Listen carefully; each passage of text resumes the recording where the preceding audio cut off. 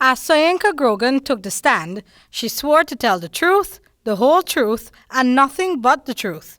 What followed her oath was a revelation that instead of a committee, as was the case a few years ago, one person, the minister that is, was responsible for selecting persons for scholarships.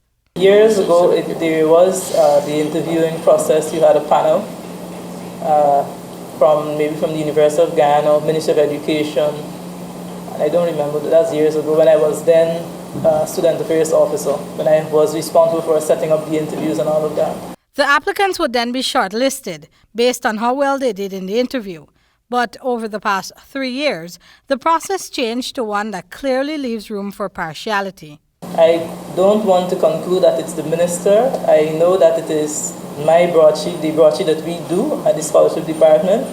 It is prepared and it is handed to her, and I'm only in receipt of the names. I don't know what process she uses. Grogan, who heads the scholarship department of the Ministry of Public Service, was questioned by the commissioners, Professor Harold Lochman, Sandra Jones, and Samuel Gulsaran, on whether she had ever found that less qualified persons were chosen for scholarships. Sometimes I may go back to them and say, well, I don't think that this was the best choice, given the fact that these are the requirements or the expectations from the donor agencies. This is what they're looking for, and I don't think the person would have met the criteria based on what we were asked to submit.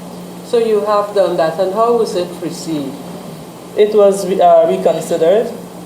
It is unclear what method the relatively new APNU-AFC government would use, but Grogan was asked to give her recommendation. She wants to go back to the old process. We will go back to the old school of doing interviews and having a panel that is external to the public service department.